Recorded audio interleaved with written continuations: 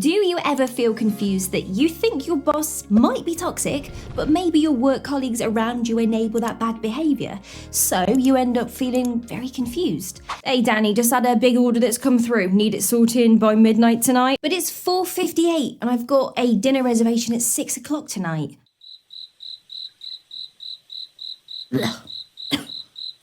Now, some of us, when we know we have a toxic boss, we can't just quit our jobs immediately, right? Because, well, we need to support ourselves financially. So today, let's talk about the best strategies to deal with a toxic boss until you can leave without going crazy in the process. Hey, I'm Danny DeSilves, a psychology student helping you to get unstuck and to start your healing journey. Let's dive in. The first strategy is quietly quitting. This may be your very first option if you are exhausted with the toxicity.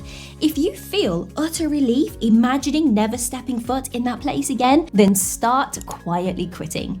Maybe you don't even want to talk to your boss, you don't want to ask them to treat you better, you are just ready to go because you have exhausted all options. You've been nice, you've spoke with your boss, you've spoke to HR, and you're like, yep, my mental health is taking a toll, I'm out.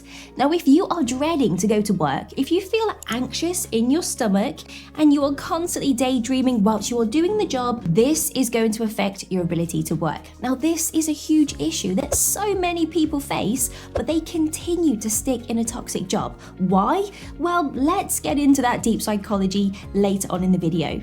So think about this. We spend more time at work than we do with our friends and family, and life is so short to spend 7 hours a day with a toxic boss. So as soon as possible, get your exit strategy in place quietly, but be realistic about it. It might take you 6 months to get another job lined up. So in that time, remain professional, grit your teeth, get through.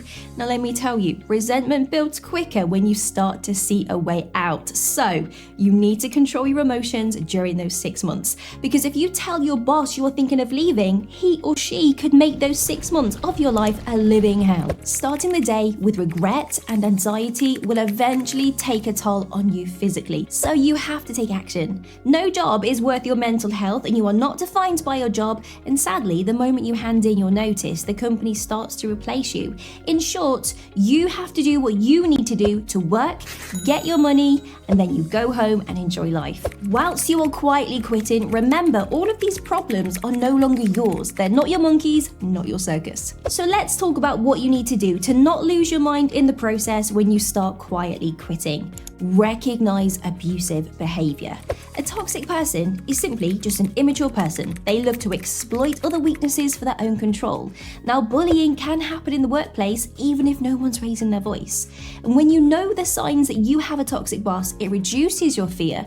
Well, you can predict their behavior and use it to your advantage. More on that later.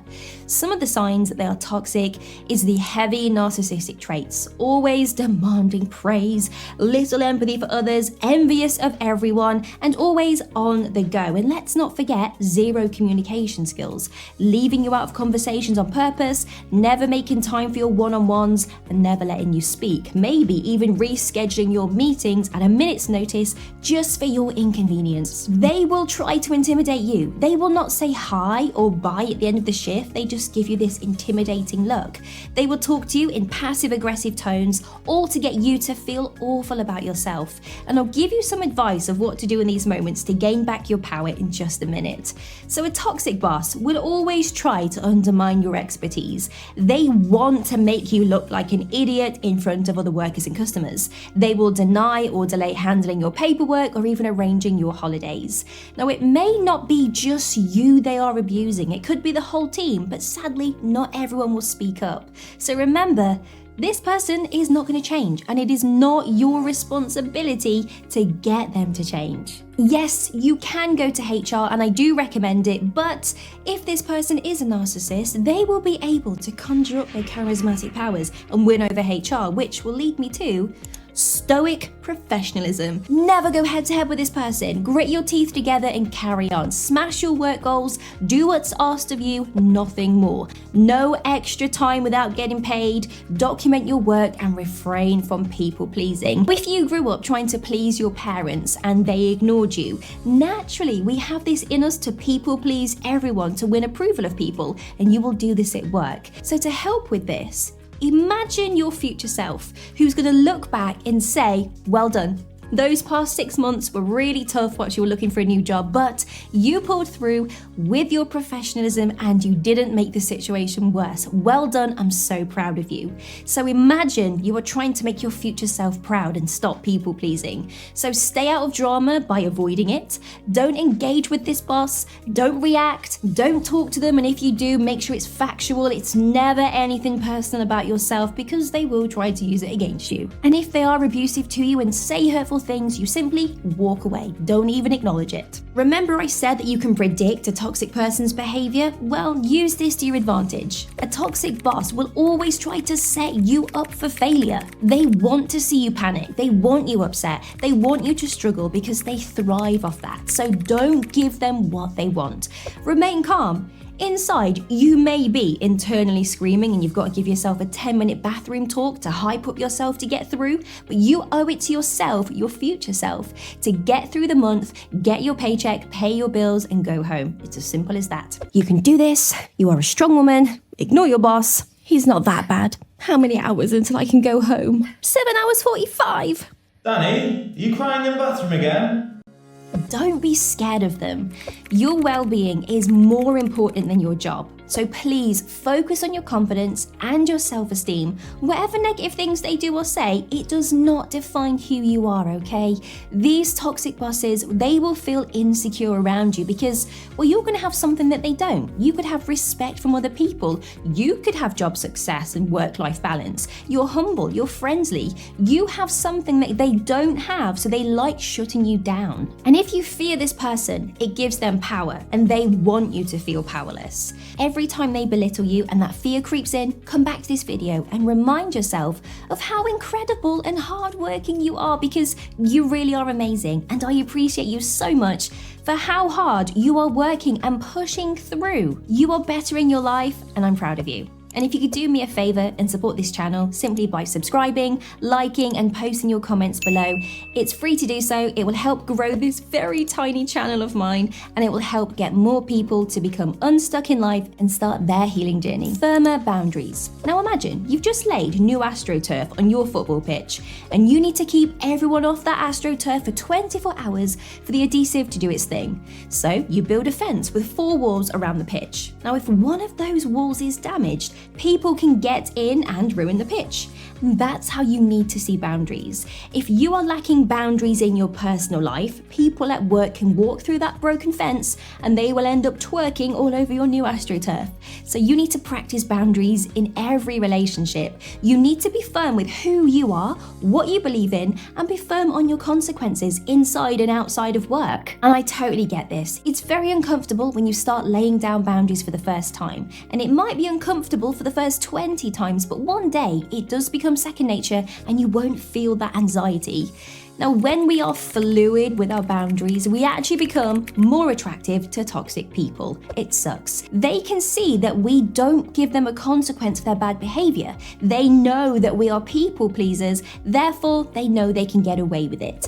Now let's say Dwayne Johnson walks into the office. Would your boss treat him how he treats you? Probably not. Why? Because he knows there is great consequence to abusing Dwayne Johnson. The boss knows his place or her place. So you want your boss to know that if you say, no, I'm not doing that, you mean it, and you leave on time and you pick up those tasks when you are next in. To begin with, your boss is going to laugh at your boundaries, right? And it's going to make you feel awful. They will try to walk over them. They will belittle them, intimidate you. Now remember, you can predict a toxic person's behavior. You can predict they're going to do this, so be prepared for it. You simply repeat what you said.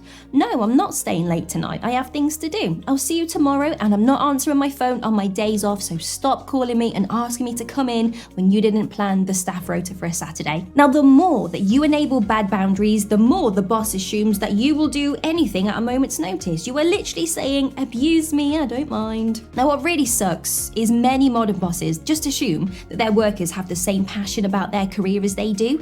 They don't understand that a minimum wage worker doesn't want to do 60+ hours a week. And if we do work overtime, it's to pay our ever-increasing electricity bill, not to serve their family business. Sir, I don't care that this has been your family business for 50 years. I want to go home at 5, collect my check, and that's it. Document everything.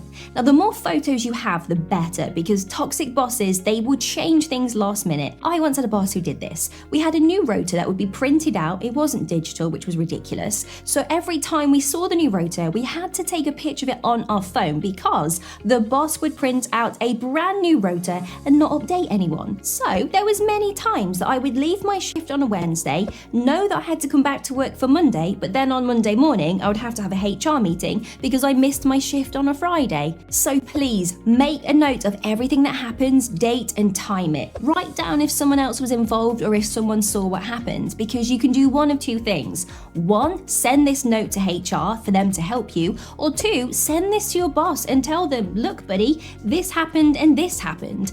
Now the fact that you've added a date and a time solidifies how important this situation is. The boss may dismiss it and say it's only words on paper, but in a HR perspective, they usually work around the mindset that you are guilty until proven innocent. So if you hand over a document which has proof of your boss not being his best or herself, then they have to prove that this person is innocent. So there you go. Don't blame yourself. Importantly, when you start to admit to yourself that you do have a toxic boss, it brings up some uncomfortable feelings. It could be dread, it could be shame for not speaking up sooner, and regret for staying so long in a toxic workplace. And that's okay. Please seek support in a friend, a family member, someone who cares about you, or even comment on this video so others can tell you that you are not alone in this. You did nothing wrong, okay? You are not to blame for their toxic behavior. You are simply just in the wrong place at the wrong time. And I get it sucks that you would have to leave a job, but that is the reality of this world, sadly. Now, it's very easy to take on their awful words to heart, but remember, it doesn't define you. If you have high self-esteem, it doesn't matter if they try to humiliate you in front of others. You know they are speaking from a place of what they are lacking with, so those comments can easily roll off your shoulders. But if you start to internalize what someone is saying about you, you start to believe these words. And if you find that you are starting to agree with your boss about how awful you are, you need to work on challenging it. Now, to help with this, see your toxic boss as a toddler, okay? Desperate to get attention, and they are saying hurtful things to get you to notice them, because bad words always turn heads, right? How someone treats you is a reflection of how they treat themselves and what they are still struggling with. Be mindful of colleagues. People that stay in toxic jobs with toxic bosses, they enable bad behavior in all aspects of their life. So you might have a work colleague that's friendly, actually enables everything the bad boss does. You will find that they will have friends outside of work who also treat them the same. They become almost people pleasers. And we are the 5 people that we hang out with. And there's a video here which dives into that theory. So this means your work friends will not stand up for you in your time of need, such as when a boss is disrespecting you, because they are lacking the emotional maturity to handle confrontation, and they find it easier to keep themselves small to keep the peace.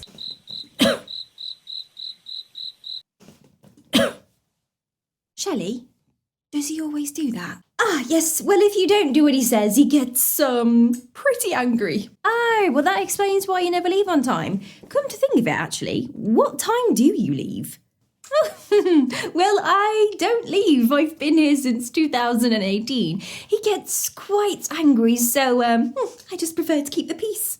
Most toxic people at work like gossiping. Gossiping keeps workplace order in check. It makes the gossiper feel like they are the highest point of the social hierarchy, and it makes them feel they are in control of the toxic situation. So remember, you don't need a team at work to be on your side. Simply do your best, remain professional until you can quietly leave. You've got this.